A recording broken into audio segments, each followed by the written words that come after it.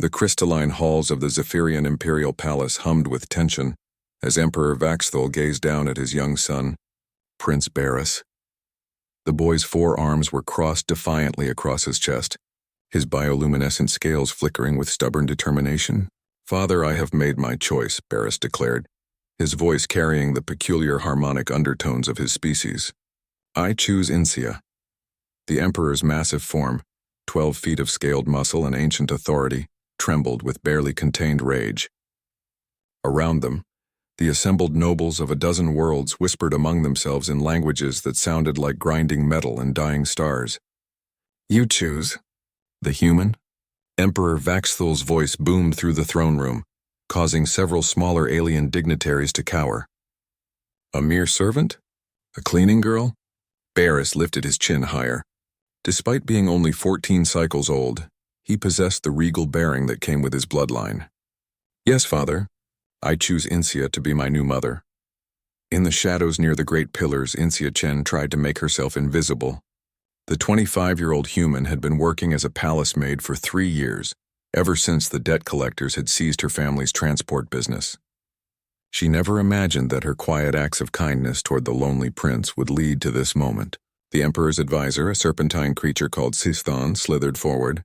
"Your Majesty, surely the boy speaks in jest. Humans are limited, short-lived, fragile. They possess no psychic abilities, no shape-shifting, no regeneration. What could one possibly offer the imperial household?" Barris stepped forward, his young voice carrying surprising strength. "She offers something none of your noble candidates possess, Advisor Siston. She offers humanity." A ripple of confused murmurs swept through the assembled aliens. The concept was foreign to most species in the galaxy, who operated on strict hierarchies, evolutionary advantages, and survival of the fittest. "When Mother died in the plague," Barris continued, "all of you offered political alliances and genetic advantages. You spoke of breeding programs and empire expansion. But Insia, she simply sat with me while I cried." Emperor Vaxthul's 4 eyes narrowed. "Sentiment is weakness, my son. An emperor cannot afford—" "She taught me earth songs," Barris interrupted, something no one had ever dared do to the Emperor before. "She showed me how humans create art not for conquest or genetic superiority, but for the simple joy of creation. When I struggled with the quantum mathematics of hyperspace navigation, she didn't reprogram my neural pathways like the Centaurian tutors suggested. Instead, she taught me patience. Human patience." The prince began walking toward Insia, and the crowd parted before him. "Do you know what humans call it when someone cares for a child that isn't their biological offspring? They call it love, not genetic imperative, not political alliance. Love." Insia stepped forward from the shadows, her simple gray uniform stark against the elaborate robes and biomechanical enhancements of the alien nobles. Her dark hair was pulled back in a practical ponytail, and her brown eyes held a quiet strength that had impressed the young prince from their first meeting. "Your Majesty," she said, addressing the Emperor with a respectful bow but without the groveling fear displayed by others. "I never sought this position, but if Prince Barris believes I can serve the royal household, I accept the responsibility." "Responsibility?" The Emperor laughed, a sound like grinding granite. "You speak as if this were some appointment to be earned rather than a genetic imperative to be calculated." Insia straightened. "On Earth, we believe that family isn't just about DNA.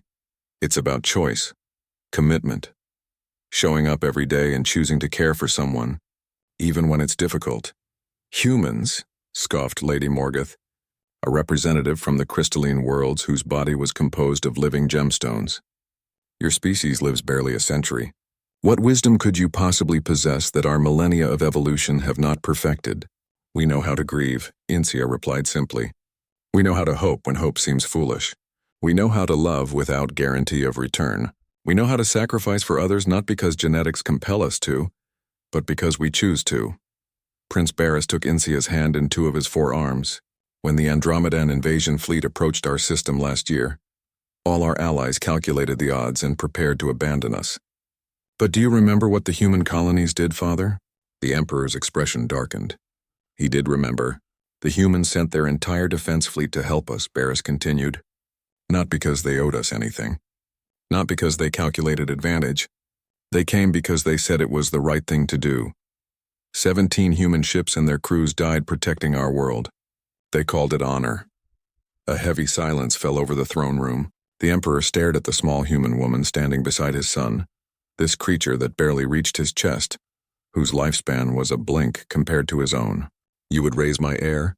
he asked Insia directly. "You would guide the future ruler of the Zephyrian Empire?" "I would teach him to be worthy of the crown," Insia replied. "Not through fear or genetic superiority, but through wisdom, compassion, and the strength that comes from choosing to do right even when no one is watching." Advisor Sistan hissed in displeasure. "This is madness, Your Majesty.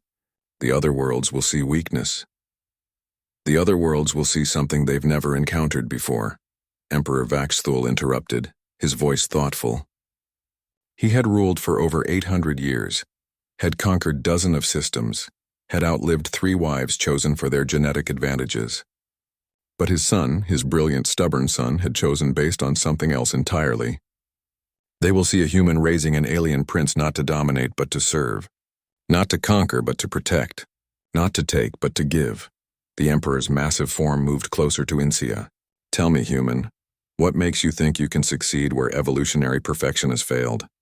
Insia looked up at the towering alien Emperor without flinching. "Because, Your Majesty, humans understand that true strength isn't about being the most powerful creature in the room. It's about using whatever power you have to lift others up." Prince Barris squeezed her hand gently, his bioluminescent scales now glowing with contentment rather than defiance. Emperor Vaxthul was quiet for a long moment, then threw back his great head and laughed. Not with mockery, but with something approaching wonder. "Very well," he declared. "Let the galaxy witness something unprecedented. Let them see what happens when an empire is guided not by the logic of evolution, but by the mystery of human heart." And in the years that followed, as Prince Barris grew into a ruler known throughout the galaxy for his wisdom, compassion, and unshakable moral courage, other worlds began to understand what the boy had recognized from the beginning. Sometimes the most extraordinary choice is simply choosing to care.